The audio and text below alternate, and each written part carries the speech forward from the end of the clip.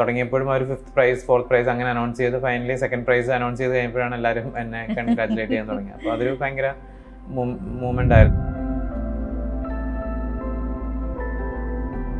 കാമുകി എഴുതുമ്പോഴാണെങ്കിലും അല്ലെങ്കിൽ ഉള്ളൊഴുക്ക് എഴുതുമ്പോഴാണെങ്കിലും ഞാൻ ആലോചിച്ചിരുന്നു, ഒരു മെയിൽ ക്യാരക്ടറിനാണോ അല്ലെങ്കിൽ ഫീമെയിൽ ക്യാരക്ടറിനാണോ ഈ സിറ്റുവേഷൻ കൂടുതൽ ഡിഫിക്കൽട്ട് ആകുക, കൂടുതൽ സ്റ്റേക്ക് ആർക്കാണ് ഉണ്ടാകുക എന്നാലോചിച്ചിരുന്നു. രണ്ടാമത് RSVP അടുത്ത് പോയപ്പോഴാണ് RSVP കൺവിൻസ്ഡ് ആയത്.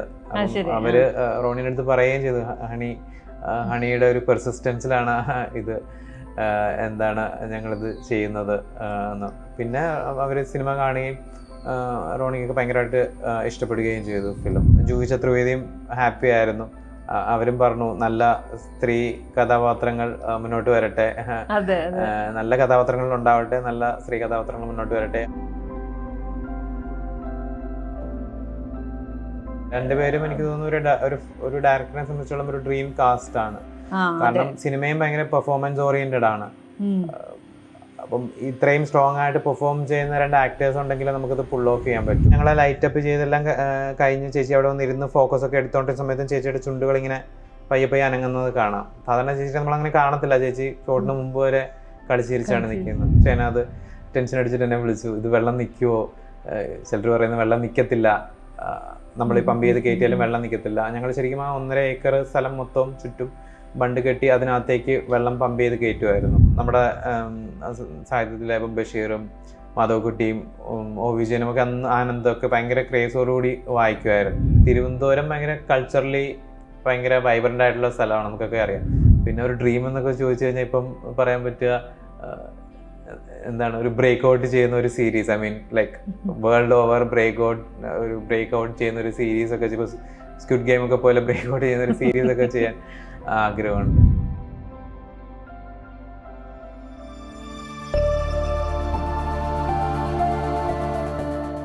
സ്വന്തം അനുഭവത്തിൽ നിന്നാണ് ഉള്ളൊഴുക്കിൻ്റെ കഥ കണ്ടെത്തുന്നതെന്ന് പറഞ്ഞിരുന്നല്ലോ. എന്താണ് ആ അനുഭവത്തിൽ നിന്ന് തുടങ്ങാം? എൻ്റെ വീട് എൻ്റെ അമ്മയുടെ വീട് കുട്ടനാടാണ്. അവിടെ എല്ലാ വർഷവും വെള്ളം പൊങ്ങും. അപ്പം കൊച്ചിലേക്ക് വെള്ളപ്പൊക്ക സമയത്ത് ഞങ്ങൾ കുട്ടികൾ കളിക്കാൻ വേണ്ടി പോകും. പക്ഷേ അങ്ങനെ ഒരു വെള്ളപ്പൊക്ക സമയത്ത് 2005 എൻ്റെ അച്ചാച്ചൻ മരിക്കുന്നത്.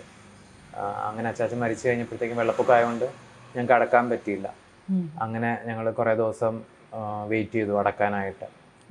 അപ്പം അതിൽ നിന്നാണ് പിന്നെ ഈ സിനിമ ചെയ്യാൻ തീരുമാനിക്കുന്നത്. ഞാൻ ഇൻസ്റ്റിറ്റ്യൂട്ടിലൊക്കെ പോകുന്ന സമയത്ത് ഇതിങ്ങനെ മനസ്സിൽ കിടന്നിരുന്നു. അപ്പോൾ ആദ്യത്തെ സിനിമ ചെയ്യുമ്പം ഇതിനെ പറ്റിയായിരിക്കണം, അല്ലെ ഇതായിരിക്കണം അതിൻ്റെ ഒരു പ്രമൈസ് എന്നുള്ളത് മനസ്സിലുണ്ടായിരുന്നു.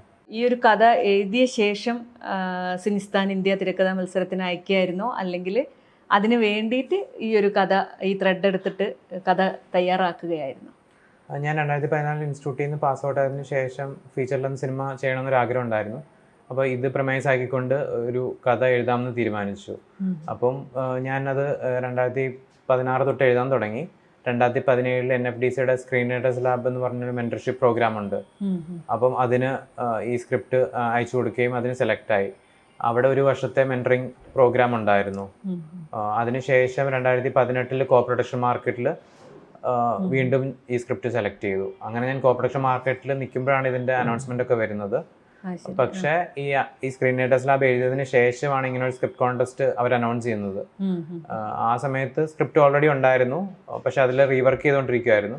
അങ്ങനെ ഒരു ഫ്രണ്ടാണ് ആദ്യമായിട്ട് ഈ സിനിസ്ഥാൻ കോൺടെസ്റ്റിനെ പറ്റി പറയുന്നത്. ഇത് ആദ്യമായിട്ടാണ് നടക്കുന്നത്. അപ്പം നമുക്കൊന്നും അങ്ങനെ കൃത്യമായിട്ട് ഇതിനെപ്പറ്റി അറിയില്ല.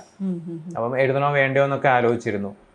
പിന്നെ ആ ഫ്രണ്ട് തന്നെ പറഞ്ഞതാണ് നമുക്ക് അപ്ലൈ ചെയ്യാം എന്ന് പറഞ്ഞിട്ടാണ് അപ്ലൈ ചെയ്യുന്നത്. അപ്പം അങ്ങനെ ഭയങ്കര ലാഘവത്തോടെയാണ് അപ്ലൈ ചെയ്യുന്നത്. കാരണം നമ്മൾ ഒരിക്കലും വിചാരിക്കുന്നില്ല ഇങ്ങനൊരു പ്രൈസ് നമുക്ക് കിട്ടുന്നോ ഒന്നും. അന്നത്തെ സമയത്ത് അങ്ങനെ ഒരു ആലോചനയെ പോകുന്നില്ല.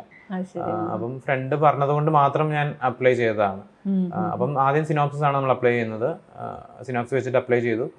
കുറച്ച് മാസങ്ങൾക്ക് ശേഷം അവർ അത് ഷോർട്ട് ലിസ്റ്റ് ചെയ്തിട്ട് സ്ക്രിപ്റ്റ് ചോദിച്ചു. അപ്പം ഞാൻ സ്ക്രിപ്റ്റ് റീവർക്ക് ചെയ്യുന്ന ഒരു സമയമായിരുന്നു. അപ്പം എൻ്റെ ഫുൾ സ്ക്രിപ്റ്റ് ഒരു ലേറ്റസ്റ്റ് വേർഷൻ്റെ ഉണ്ടായിരുന്നില്ല. ഞാനപ്പോൾ ഇതിന് അപ്ലൈ ചെയ്യാൻ വേണ്ടി സ്പീഡിൽ ഇംഗ്ലീഷിൽ സ്ക്രിപ്റ്റ് എഴുതി തീർത്തിട്ട് അപ്ലൈ ചെയ്തു. അതിനുശേഷം ഞാൻ സ്ക്രിപ്റ്റ് റീവർക്ക് ചെയ്തുകൊണ്ടിരുന്നു. പക്ഷെ അവരുടെ സെലക്ഷൻ പ്രോസസ്സ് കുറച്ച് സമയം എടുത്തു. എനിക്കൊന്ന് 5-6 മാസങ്ങൾ ഒരുപക്ഷെ എടുത്തിട്ടുണ്ടാവും. അപ്പോൾ ഇടയ്ക്ക് അവരിങ്ങനെ ഷോർട്ട് ലിസ്റ്റ് ചെയ്ത കാൻഡിഡേറ്റ്സിനെ അവർ ലിസ്റ്റ് പുറത്തു വിടുമായിരുന്നു. 50 ലാസ്റ്റ് 50 ടോപ്പ് 50 പിന്നെ ടോപ്പ് 10. അപ്പോൾ അതിലൊക്കെ പേരുണ്ടായിരുന്നു, അപ്പോൾ ഒരു സന്തോഷം ഉണ്ടായിരുന്നു. പക്ഷെ നമ്മൾ ഒരിക്കലും വിചാരിക്കുന്നില്ല ഇങ്ങനെ പ്രൈസ് കിട്ടുമെന്ന്. പിന്നെ ഞാൻ കോ പ്രൊഡക്ഷൻ മാർക്കറ്റിൽ ഗോവയിൽ ഫിലിം ബസാറിൽ ഇരിക്കുമ്പോഴാണ് എനിക്കൊരു സിനിസ്ഥാൻ്റെ കോൾ വരുന്നത്. ബോംബെയിലേക്ക് വരാൻ പറ്റുമോ അടുത്ത ആഴ്ച, ഇതിൻ്റെ ഫൈനൽ പ്രൈസ് അനൗൺസ്മെൻറ്റും കൊടുക്കുന്ന ഫംഗ്ഷനുമാണ്. അപ്പോൾ ഞാൻ ചോദിച്ചു എനിക്ക് പ്രൈസ് ഉണ്ടോ എന്ന് ചോദിച്ചപ്പോൾ അത് പറയാൻ പറ്റില്ല, പക്ഷേ ഷോർട്ട് ലിസ്റ്റ് ചെയ്യപ്പെട്ടു എന്ന് പറഞ്ഞു. അപ്പം അങ്ങനെ ഞാൻ ബോംബെയിലെത്തിയപ്പം അവിടെ 5 പാർട്ടിസിപ്പൻസിനെ അവിടെ വിളിച്ചിട്ടുള്ളൂ. അപ്പം 5 പ്രൈസും ഉണ്ട്. അപ്പം ഉറപ്പായി ഏതെങ്കിലും ഒരു പ്രൈസ് കിട്ടുമെന്ന് ഉറപ്പായിരുന്നു. ഞാൻ ആ സമയത്ത് ഭയങ്കരമായിട്ട് ഫൈനാൻഷ്യലി സ്ട്രഗിൾ ചെയ്യുന്ന ഒരു സമയമായിരുന്നു. എനിക്ക് തോന്നുന്നു ബാങ്കിൽ അതുകൊണ്ട് 300 രൂപ എന്തോ അക്കൗണ്ടിലുള്ളൂ. അപ്പം ഏതെങ്കിലും ഒരു പ്രൈസ് എങ്കിലും കിട്ടണമെന്നൊരു ആഗ്രഹത്തോടെയാണ് അവിടെ ചെല്ലുന്നത്. പിന്നെ ആ ദിവസം മൊത്തം ഒരുപാട് ബോംബെയിലെ സ്റ്റുഡിയോസ് അവിടെ ഉണ്ടായിരുന്നു. അപ്പോൾ എല്ലാവരുടെ അടുത്തും നമ്മൾ സ്ക്രിപ്റ്റ് പിച്ച് ചെയ്യുന്നു. പിന്നെ വൈകുന്നേരം ആയപ്പോഴാണ് അമീർ ഖാൻ, രാജു ഖറാനി വന്നില്ലെന്ന്, അഞ്ജും രാജബലി, ജൂഹി ചിത്ര ഇവർ വന്ന് നമ്മുടെ സ്ക്രിപ്റ്റിനെ പറ്റിയൊക്കെ ഡിസ്കസ് ചെയ്തു. അപ്പോഴും നമുക്കറിയില്ല ആർക്കാണ് ഫസ്റ്റ് പ്രൈസ് സെക്കൻഡ് പ്രൈസ് എന്നുള്ളതൊന്നും. പിന്നാണ് അവാർഡ് ഫംഗ്ഷൻ തുടങ്ങിയപ്പോഴും അവർ 5th പ്രൈസ് 4th പ്രൈസ് അങ്ങനെ അനൗൺസ് ചെയ്ത് ഫൈനലി സെക്കൻഡ് പ്രൈസ് അനൗൺസ് ചെയ്ത് കഴിഞ്ഞപ്പോഴാണ് എല്ലാവരും എന്നെ കൺഗ്രാറ്റുലേറ്റ് ചെയ്യാൻ തുടങ്ങി. അപ്പോൾ അതൊരു ഭയങ്കര മൂമെന്റ് ആയിരുന്നു. 1ാം സ്ഥാനത്തേക്ക് ലാപത്ത ലേഡീസ് 2ാം സ്ഥാനം. തീർച്ചയായും അതിപ്പോ സിനിമയായി വന്നു, ആളുകൾ വളരെ നന്നായി തന്നെ സ്വീകരിച്ചിട്ടുണ്ട്. ഉള്ളൊഴുക്കും ഇപ്പം തിയേറ്ററിൽ വന്നു നമ്മൾ കണ്ടു, ആളുകൾ വളരെ നന്നായി തന്നെ സ്വീകരിക്കുന്നതായിട്ടാണ് ഉള്ളൊഴുക്കിനെയും നമ്മൾ കാണുന്നത്. വളരെയധികം സന്തോഷമുണ്ട് ആൾക്കാർ ഫിലിമിനെ പറ്റി ഒക്കെ പോസിറ്റീവായി സംസാരിക്കുന്നത്. കാരണം ഒരുപാട് നാളത്തെ ഒരു സ്ട്രഗിളിന് ശേഷമാണ് ഇപ്പം ഫിലിം പുറത്തു വരുന്നത്. കോവിഡ് കാരണവും പിന്നെ മറ്റു പല കാരണങ്ങളാൽ 8 വർഷത്തോളം സമയമെടുത്തു ഈ ഒരു റിലീസിൻ്റെ സ്റ്റേജിലേക്ക് എത്താനായിട്ട്. പിന്നെ റിലീസ് അനൗൺസ്മെൻറ്റ് ചെയ്തതിന് എനിക്ക് തോന്നുന്നു 20 ദിവസത്തിന് ശേഷം ഞങ്ങൾ റിലീസ് ചെയ്യുവാണ്. ഇത്രയും പെട്ടെന്ന് അനൗൺസ്മെൻറ്റും റിലീസും നടക്കുന്ന സിനിമകൾ എനിക്ക് തോന്നുന്നു വളരെ കുറവായിരിക്കും. അപ്പോൾ ഇത്രയും ചുരുങ്ങിയ ഒരു സമയത്ത് തന്നെ സിനിമയെ പറ്റി അത്യാവശ്യം ഒരു അവയർനെസ്സും അറ്റ്ലീസ്റ്റ് ഇൻഡസ്ട്രിയുടെ ഇടയിൽ ഒരു ഹൈപ്പും ഒക്കെ ഉണ്ടായത് വളരെ സന്തോഷമുള്ളൊരു കാര്യമാണ്. പിന്നെ ഈ പറഞ്ഞ പോലെ ആൾക്കാർ ഫിലിമിനോട് നന്നായിട്ട് റെസ്പോണ്ട് ചെയ്യുന്നു എന്നുള്ളതും വളരെ സന്തോഷം തരുന്നു. കഴിഞ്ഞ കുറേ കാലമായിട്ട് നമ്മൾ മിസ് ചെയ്തുകൊണ്ടിരിക്കുന്നത് ഈ സ്ത്രീ കഥാപാത്രങ്ങളെ. മലയാള സിനിമയിൽ എടുത്തു പറയാൻ തക്കതായിട്ടൊരു സ്ത്രീ കഥാപാത്രം വന്നിട്ടേ ഇല്ല. സിനിമ പോലും സ്ത്രീ സാന്നിധ്യം പേരിന് എന്നല്ലാതെ വന്നിട്ടില്ല. ആ സാഹചര്യത്തിലാണ് ഇങ്ങനെ പോസ്റ്ററിലൊക്കെ അതും 2 മലയാളത്തിലെ മികച്ച 2 നടിമാരും. ആ ഒരു സന്തോഷം എന്തായാലും പറഞ്ഞറിയിക്കാതെ വയ്യ. അങ്ങനെ ഒരു അറ്റംപ്റ്റ് എടുത്തതിന് ക്രിസ്റ്റോനെ അഭിനന്ദിക്കാതെയും വയ്യ. സ്ത്രീ കഥാപാത്രങ്ങളിലേക്ക് ആ കഥയെ മാറ്റിയെടുക്കുകയായിരുന്നു. അവരെ കേന്ദ്ര കഥാപാത്രങ്ങളാക്കണം എന്ന് വിചാരിച്ചിട്ട് മാറ്റി എടുത്തതാണോ, അല്ലെങ്കിൽ കഥ എഴുതുമ്പം തൊട്ടേ അങ്ങനെ തന്നെ ആയിരുന്നോ? ഞാൻ ഈ കഥ എഴുതി തുടങ്ങുമ്പോൾ തന്നെ ഇതൊരു ഫീമെയിൽ സെൻറ്റേർഡ് ഫിലിമായിരുന്നു. ഞാൻ എപ്പോഴും ആലോചിക്കാറുള്ളത് ചില സമയത്ത് അത് അങ്ങനെ സംഭവിച്ചു പോവാണ്. പക്ഷേ ചില ഫിലിംസിൽ ഇപ്പോൾ കാമുകി എഴുതുമ്പോഴാണെങ്കിലും അല്ലെങ്കിൽ ഉള്ളൊഴുക്ക് എഴുതുമ്പോഴാണെങ്കിലും ഞാൻ ആലോചിച്ചിരുന്നു ഒരു മെയിൽ ക്യാരക്ടറിനാണോ അല്ലെങ്കിൽ ഫീമെയിൽ ക്യാരക്ടറിനാണോ ഈ സിറ്റുവേഷൻ കൂടുതൽ ഡിഫിക്കൽട്ട് ആകുക, കൂടുതൽ സ്റ്റേക്ക് ആർക്കാണ് ഉണ്ടാകുക എന്നാലോചിച്ചിരുന്നു. അപ്പോൾ അതിന് ഉത്തരം ഫീമെയിൽ ആയതുകൊണ്ട് തന്നെ പിന്നെ ഞാൻ അതിനെപ്പറ്റി ആലോചിച്ചിട്ടില്ല. പക്ഷേ എഴുതുമ്പോഴും ഒന്നും നമ്മളത്ര അവെയർ അല്ല ഇതിൻ്റെ പ്രൊഡക്ഷൻ ഇത്ര ഡിഫിക്കൽട്ട് ആയിരിക്കും, ബിക്കോസ് ഇത് ഫീമെയിൽ ലെഡ് ആയതുകൊണ്ട്. ഇതിൽ രണ്ട് ലീഡ്സും ഫീമെയിൽ ആയതുകൊണ്ട് കൂടുതൽ ഡിഫിക്കൽട്ടിലായിരിക്കും. കാരണം പലപ്പോഴും എന്താ സംഭവിക്കുന്നത് വെച്ചാൽ ഈവൻ സിനിമ ഫീമെയിൽ ലെഡ് ആണെങ്കിൽ തന്നെ ഒരു ഓപ്പോസിറ്റ് ഒരു മെയിൽ ക്യാരക്ടർ ഉള്ളപ്പം അത് കുറച്ചുകൂടെ ഈസിയാണ് മൗണ്ട് ചെയ്യാൻ. ഇതിനകത്ത് അങ്ങനെ ഒന്നില്ല. ഇവരുടെ 2 പേരുമാണ് ഇതിൻ്റെ സെൻട്രലിൽ നിൽക്കുന്ന ക്യാരക്ടേഴ്സ്. ഇവരുടെ റിലേഷനിലൂടെ സിനിമ പോകുന്നത്. പക്ഷെ ഞാൻ ആ സമയത്ത് ഇതിനെപ്പറ്റി ഒന്നും അത്ര അവെയർ ആയിരുന്നില്ല, ബിക്കോസ് നമ്മൾ ഇൻസ്റ്റിറ്റ്യൂട്ടിൽ നിന്ന് പാസ് ഔട്ട് ആയിട്ടേ ഉള്ളൂ. നമുക്ക് ഇൻഡസ്ട്രിയുടെ ഫംഗ്ഷനിങ്ങിനെ പറ്റി അറിയില്ല. സിനിമ ഒരു ബിസിനസ്സായിട്ട് വരുമ്പോൾ അത് എൻ്റെ അഫക്റ്റ് ചെയ്യുന്ന ഫാക്ടേഴ്സിനെ പറ്റി അറിയില്ല. അപ്പോൾ അന്ന് എനിക്ക് അവയർനെസ് ഇല്ലായിരുന്നു. But through the journey of racing the funds എനിക്കത് മനസ്സിലായി എത്രത്തോളം ഡിഫിക്കൽട്ടാണ് ഒരു ഫീമെയിൽ ലെഡ് പ്രോജക്റ്റ് അല്ലെങ്കിൽ 2 ഫീമെയിൽസ് ലീഡ് ചെയ്യുന്ന ഒരു പ്രോജക്റ്റ് മൗണ്ട് ചെയ്യാൻ എന്നുള്ളത് മനസ്സിലായി. പക്ഷേ എൻ്റെ മനസ്സിലെപ്പോഴും ഇത് തന്നെയാണ്, ഇങ്ങനെ തന്നെയായിരുന്നു. ഞാൻ അല്ലാതെ ഇതിനെ പറ്റി ആലോചിച്ചിട്ടില്ല. ഈ റോണി സ്ക്രൂവാലിലേക്ക് എത്തുന്നത് എങ്ങനെയാണ്? സിനിസ്ഥാൻ്റെ അവാർഡ് ഫംഗ്ഷൻ്റെ അന്ന് ബോംബെയിൽ നിന്ന് ഒരുപാട് സ്റ്റുഡിയോസ് ഉണ്ടായിരുന്നു. നമ്മൾ അവരുടെ അടുത്തൊക്കെ സ്ക്രിപ്റ്റ് പിച്ച് ചെയ്തിരുന്നു. അത് സിനിസ്ഥാൻ തന്നെ ഫെസിലിറ്റേറ്റ് ചെയ്തൊരു കാര്യമാണ് പിച്ചിങ് സെഷൻ. ഹണിയൊന്നും ഉണ്ടായിരുന്നില്ല, ഹണി ത്രഹാൻ. പക്ഷേ 2 ദിവസം കഴിഞ്ഞിട്ട് 3 ദിവസം കഴിഞ്ഞിട്ട് ഞാൻ തിരിച്ച് കേരളത്തിലെത്തിയതിന് ശേഷം ഹണി എന്നെ വിളിച്ചു, ഇങ്ങനെ സിനോപ്സിസ് അയക്കാൻ പറഞ്ഞ്. അപ്പോൾ ഞാൻ സിനോപ്സിസ് അയച്ചു കൊടുത്തു. അതിനുശേഷം സിനോപ്സിസ് ഇഷ്ടപ്പെട്ടിട്ട് സ്ക്രിപ്റ്റ് ചോദിച്ചു, ഞാൻ സ്ക്രിപ്റ്റ് അയച്ചു കൊടുത്തു. അതിനുശേഷമാണ് ഹണി 3-4 ദിവസത്തിന് ശേഷം ഉടനെ തന്നെ ഹണിയെ വിളിച്ചു. എന്നിട്ട് സ്ക്രിപ്റ്റ് ഭയങ്കരമായിട്ട് ഇഷ്ടപ്പെട്ടു. അപ്പോൾ ഹണി ഒരു ഡയറക്ടറാണ്, കാസ്റ്റിംഗ് ഡയറക്ടറാണ്, പ്രൊഡ്യൂസറാണ്, ഡയറക്ടറുമാണ്. അപ്പം ഹണിക്ക് ഇത് ഡയറക്റ്റ് ചെയ്യാൻ താല്പര്യമുണ്ടെന്ന് പറഞ്ഞു. അപ്പം ഞാൻ പറഞ്ഞു, ഇത് ഞാൻ ഡയറക്റ്റ് ചെയ്യാൻ വേണ്ടി എഴുതിയതാണ്, ഞാനൊരു ഡയറക്ടറാണ് എന്ന് പറഞ്ഞപ്പോൾ എന്നാൽ ഞാനിത് പ്രൊഡ്യൂസ് ചെയ്തോട്ടെ എന്ന് ചോദിച്ചു. അപ്പം എനിക്ക് ഭയങ്കര എക്സൈറ്റഡ് ആയി ഞാനും. പിന്നെ ബോംബെയിൽ ഹണീനെ പറ്റി എല്ലാവർക്കും നല്ലത് മാത്രമേ പറയാനുള്ളൂ. ഭയങ്കര വാമായിട്ടും ഭയങ്കര ജെന്യൂനായിട്ടുള്ള ഒരാളാണ്. അങ്ങനെ ഹണിയുമായിട്ട് നമ്മൾ മുന്നോട്ട് പോയി. പക്ഷേ റോണി സ്ക്രൂവാല ഇതിലേക്ക് വരുന്നത് എനിക്ക് തോന്നുന്നു ഈ പ്രോജക്റ്റ് ആദ്യം ഞങ്ങൾ മൗണ്ട് ചെയ്യാൻ നോക്കുകയും പ്രീ പ്രൊഡക്ഷൻ തുടങ്ങുകയും അത് ഫെല്ലപ്പാർട്ട് ചെയ്യുകയും ചെയ്തു. ബിക്കോസ് കോവിഡിൻ്റെ സമയമായിരുന്നു. പിന്നെ വേറെ ചില പ്രശ്നങ്ങൾ കാരണം ഷൂട്ടിന് ഒരു 10 ദിവസം മുമ്പ് ഞങ്ങൾക്ക് പ്രോജക്റ്റ് ഡ്രോപ്പ് ചെയ്യേണ്ടി വന്നു. പിന്നെ വീണ്ടും ആദ്യത്തേന്ന് വീണ്ടും മൗണ്ട് ചെയ്യുകയാണ് ചെയ്തത്. അപ്പം ഹണിയുടെ കമ്പനിയുടെ പേരാണ് മഗഫിൻ പിക്ചേഴ്സ്. അവിടെ ഹണിയും അഭിഷേക് ചൗബയും ഉണ്ട്. അഭിഷേകും ഒരു വലിയ ഡയറക്ടറാണ്. ഉടുത്ത പഞ്ചാബ്, ഇഷ്കിയ, ദേക്ക് ഇഷ്കിയാൻ്റെ ഒക്കെ ഡയറക്ടറാണ് അഭിഷേകും. അപ്പോൾ അവരുടെ ഒരുപാട് പടങ്ങൾ RSVP ആണ് ചെയ്തത്. അങ്ങനെ ഹണി RSVPയുടെ അടുത്ത് പോയി RSVP പ്രോജക്റ്റിലേക്ക് വരികയായിരുന്നു. പക്ഷെ ആദ്യത്തെ സമയം എനിക്ക് തോന്നുന്നു ഈ പ്രോജക്റ്റ് ആദ്യമായിട്ട് ഹണിയായിട്ട് സംസാരിക്കുമ്പോഴും RSVPയുടെ അടുത്ത് പോയിരുന്നു. പക്ഷെ എന്തുകൊണ്ടോ ഈ ഫൈനൽ ടൈമിൽ ഞങ്ങളിത് ഷൂട്ട് ചെയ്യുന്നതിൻ്റെ 7-8 മാസം മുമ്പ് ഇത് മൗണ്ട് ചെയ്യാനുള്ള ശ്രമത്തിനിടയിൽ രണ്ടാമത് RSVPയുടെ അടുത്ത് പോയപ്പോഴാണ് RSVP കൺവിൻസ്ഡ് ആയത്. അവര് റോണിയുടെ അടുത്ത് പറയുകയും ചെയ്തു, ഹണിയുടെ ഒരു പെർസിസ്റ്റൻസിലാണ് ഇത് ഞങ്ങളിത് ചെയ്യുന്നത് എന്ന്. പിന്നെ അവർ സിനിമ കാണുകയും റോണിക്കൊക്കെ ഭയങ്കരമായിട്ട് ഇഷ്ടപ്പെടുകയും ചെയ്തു ഫിലിം.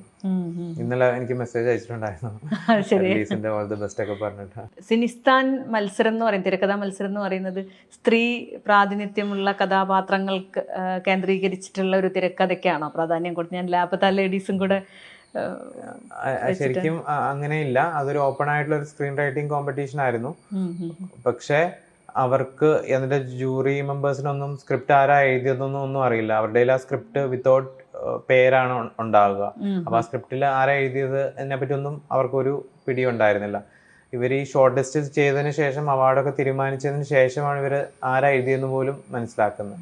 പക്ഷെ ഈ സ്ക്രിപ്റ്റിൽ എനിക്കൊന്ന് കൂടുതൽ സ്ക്രിപ്റ്റിലും, ഞാൻ എല്ലാ കഥകളും വായിച്ചിട്ടില്ല, കൂടുതൽ സ്ക്രിപ്റ്റിലും വുമൺ ലെഡ് ആയിരുന്നു സ്ക്രിപ്റ്റുകളെല്ലാം.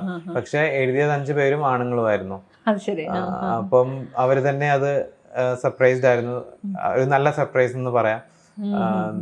ജൂഹി ചതുർവേദിയും ഹാപ്പി ആയിരുന്നു. അവരും പറഞ്ഞു നല്ല സ്ത്രീ കഥാപാത്രങ്ങൾ മുന്നോട്ട് വരട്ടെ, നല്ല കഥാപാത്രങ്ങൾ ഉണ്ടാവട്ടെ, നല്ല സ്ത്രീ കഥാപാത്രങ്ങൾ മുന്നോട്ട് വരട്ടെ. അപ്പം അത് എനിക്ക് തോന്നുന്നു കോയിൻസിഡന്റലായിട്ട് സംഭവിച്ചൊരു കാര്യമാണ്. അവർ തിരഞ്ഞെടുത്ത 4-5 നല്ല സ്ക്രിപ്റ്റുകളിൽ ഭൂരിഭാഗവും ഫീമെയിൽ ലെഡ് ആയിരുന്നു എന്നുള്ളത്.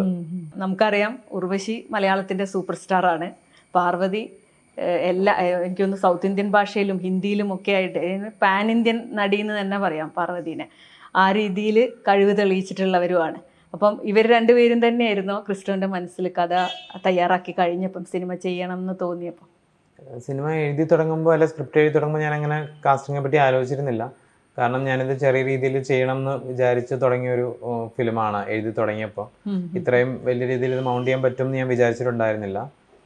പിന്നെ സ്ക്രിപ്റ്റ് എഴുതി കാസ്റ്റിങ്ങിനെ പറ്റിയൊക്കെ ആലോചിക്കുന്നു, പ്രൊഡക്ഷനോടൊക്കെ സംസാരിക്കുന്ന സമയത്താണ് നമ്മൾ ആക്ടേഴ്സിനെ പറ്റി ആലോചിക്കുന്നത് തന്നെ. അപ്പോൾ അഞ്ജു എന്ന് പറഞ്ഞ ക്യാരക്ടറിന് ഫസ്റ്റ് ചോയ്സ് ആയിട്ട് ആലോചിച്ചത് പാർവതീനെ തന്നെയായിരുന്നു. ആദ്യമായിട്ട് അപ്രോച്ച് ചെയ്യുന്നതും പാർവതീനെ തന്നെയായിരുന്നു. ചേച്ചിയുടെ ക്യാരക്ടറിൽ ചേച്ചി സിനിമയിൽ അത്രയും സജീവമല്ലാത്തൊരു സമയത്താണ് നമ്മളിത് വീണ്ടും ചെയ്യാനായിട്ട് തുടങ്ങുന്നത്, ഇതിനെപ്പറ്റിയുള്ള ഡിസ്കഷൻ തുടങ്ങുന്നത്. അപ്പം ഇതിൻ്റെ DOP ആയിട്ടുള്ള ഷഹനാദാണ് ചേച്ചിയുടെ പേര് സജസ്റ്റ് ചെയ്തത്. കാരണം ഷഹനാദ് ഷൂട്ട് ചെയ്യാനിരുന്നൊരു പടത്തിൽ ചേച്ചി ആയിരുന്നു പ്രധാന ക്യാരക്ടർ ചെയ്യാനിരുന്നത്. പക്ഷെ ആ പടം പോസ്റ്റ്പോണ്ട് ആയിപ്പോയി. പിന്നെ നമ്മൾ ചേച്ചീനെ ആലോചിച്ചു, ചേച്ചീനോട് സംസാരിച്ചു. അതിനുശേഷം പിന്നെ നമുക്ക് വേറൊരാളെ ആ ക്യാരക്ടറിലേക്ക് കാണാൻ തന്നെ ബുദ്ധിമുട്ടാണ്. പിന്നെ സിനിമ കണ്ടാലും മനസ്സിലാകും. എനിക്ക് തോന്നുന്നു അത് ഇറപ്ലേസബിൾ ആയിട്ടുള്ള ഒരു ക്യാരക്ടറാണ്. ലീലാമ്മയായിട്ട് വേറൊരാളെ ആലോചിക്കാൻ വയ്യ.